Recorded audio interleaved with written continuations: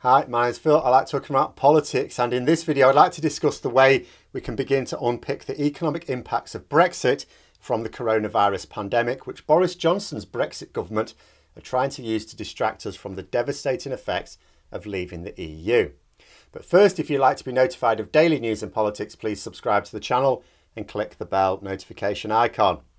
So trade is down, way down in fact, but trade was also down last year. The pandemic has made it more difficult to move goods around in ways that have got nothing to do with Brexit. In addition, demand for certain items has also gone down. If a business cannot operate at full capacity during pandemic restrictions, then it doesn't need to buy as much resources, whatever it uses. The routine closure of pubs and restaurants, for example, suppresses the demand for food and drink. Of course, Brexit has brought its own impacts, but these affect supply rather than demand, and it has been clear that Brexit has brought impacts that are separate to the pandemic because they hit like a truck just when we left the single market. But that's also when we were in the throes of the winter surge and went into a third lockdown. Other countries in Europe struggling as well. So how do you really get at the economic damage of Brexit that cannot be blamed on the pandemic? Well, you compare with other countries. Of course, the Conservatives will not like us comparing with other countries. But Germany, for example, like the rest of Europe, has really struggled with the pandemic. Not as much as we have, sure, but it has still been severely hit, and because Europe in general did not adopt the zero COVID approach of many Pacific countries, instead they tried to just do enough to keep a lid on it. So we actually all suffered more severe health and economic damage. Germany has also been affected by Brexit, sort of as well, but it didn't erect trade barriers against itself. Now, as far as the EU goes, Germany is easily the UK's most important trading partner on an individual basis. So let's look at Germany's trade figures for March. Overall, their exports were up 16.1% compared to the same period last year. Their trade with the rest of the EU is up 21%. With the United States, it's up 9%. With China, it's up 38%. Huge boost with China, of course, because they were locked down good and tight during the first wave. In fact, Germany's exports are up with every single significant trading partner as compared to March 2020, with one exception. Trade is down by 13.2% with the UK. It was even pointed out that Germany's trade with Ireland, which still relies on a lot of lorries passing through Britain, was up 19%. And that's just Germany. New figures show that the UK has imported more goods from outside the EU than from inside in March of this year, for the first time since actual records properly began in 1997. Fantastic, the Gammons may be thinking, there we go, we're importing more from the rest of the world, that's what we wanted. Or maybe saying thinking is being too charitable, because what that means is that a higher proportion of our imports are coming from further away. So let's apply a little bit of thinking there. It means those goods are taking longer to get here. So we face delays. More importantly, businesses needing raw materials quickly are less likely to be able to get them in time. It also means higher transport costs.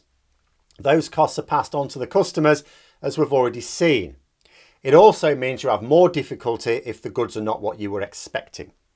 Not just because they may have come from countries with looser regulations, but applying consumer rights from thousands of miles away with a completely different set of laws is a little bit more complex, and just the physical distance involved makes it difficult.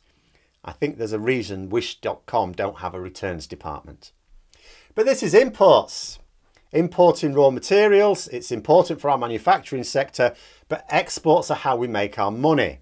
Still, if it takes longer to import raw materials and it costs more to do so, then you become less competitive with the export of the manufactured product. It takes longer to fulfill, and the checks mean it takes longer to transport those goods.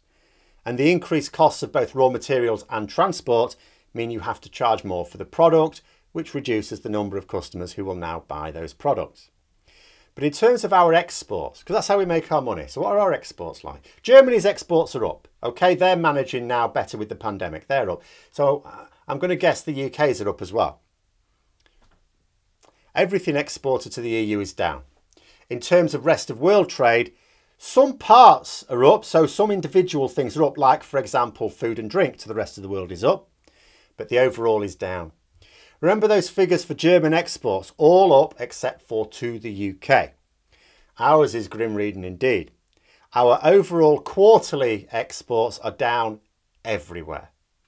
In total, they are down by 7% to the rest of the world. It's not the EU, rest of the world.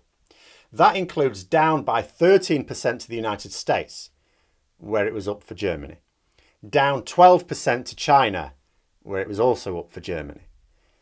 Still, China's doing all right out of it. Their exports to us are up 64%. So they have massively increased their trade to Brexit Britain as compared to last year. Of course, they've come out of lockdown, but Brexit Britain is selling less to their markets. So it's like this. With the exception of the UK market, Germany has seen growth in its exports around the world as well as within the rest of the EU. The UK, on the other hand, has seen contraction of trade everywhere, with no exceptions. Individual EU countries as well as other countries around the world. The pandemic is not centred on the UK, so if one country that's been hit by the pandemic can see growth, why can't we? Maybe it's because we are the only country to have imposed economic sanctions on ourselves in the form of trade barriers to our exports. And staying on the German theme, an interesting piece in the Financial Times interviewed a few German companies who have operations in Britain, though for how much longer is a serious question. In one case, a manufacturer noted that because some of the components of their products are manufactured outside the EU, they can't actually sell those products to the EU tariff-free. Because in order to qualify for the tariff-free trade that the deal promises, rules of origin means that at least 50% of the product have to be either from the EU or the UK. So we have goods manufactured in Britain that have to deal with much greater transport times, way more bureaucracy, but also tariffs as well. And the CEO of this company even added that customers in China require the goods to be built in the EU for their own purposes, so they've had to shift some production back to Germany. Of course, we've heard of this sort of thing happening in all sectors of our economy, moving production to the EU in order to sell not only to the EU more easily, but sometimes to the rest of the world as well. We've even seen it in the Brexit poster boy, fishing. We've now got some fish landed by British fishermen being landed in other European countries in order to be able to actually sell the buggers. The same piece also quoted BMW, who are concerned about the extra problems that will arrive when we start applying our own customs controls. It's a good time to remind people that our borders are currently fairly open. We don't actually have the systems to carry out customs checks on EU goods coming in, so we're not doing so. But that can't go on forever. I sort of had to laugh when this guy was talking about when we implement these controls in January 2022. Thought you got a bit of a short-term memory there. I'm not sure what makes him think we will at that. You know, we were going to apply them in January 2021, just as the EU did to coincide with Brexit. Then it was changed to being phased in over the first half of the year and being up and running for July of this year. Now it's been pushed back to next year. Hands up if you think we're going to be ready then. What, nobody? I mean, maybe we will. Maybe the government will judge that demand in January is low enough to test it out. Let's see, test the waters. But when it comes, there will be full checks on goods passing both ways across the Brexit borders, which presumably means between Northern Ireland and Britain as well, in both directions. That could be interesting. Because that's the thing about Brexit. It isn't that the government got lucky in the timing in that it was ushered in under cover of a global pandemic. We are phasing it in because not even the coronavirus could disguise a full-blown Brexit without the necessary systems in place to cope. So when a new phase begins, more questions will be asked. We'll see prices going up further as checks hit our imports as well. We'll see shortages of some things as the delays get in. As the pandemic impacts ease, the Brexit impacts will ramp up. And that's without even considering any legal action, retaliatory action that may be taken by the EU or the US or even China when we think we can just ignore international expectations. But those are my thoughts. Let me know yours in the comments below. Hope you found the video interesting. If you did, don't forget to click the like button. And if you'd like to support the channel further, please also click the Patreon link for details. And until next time, I'll see you later.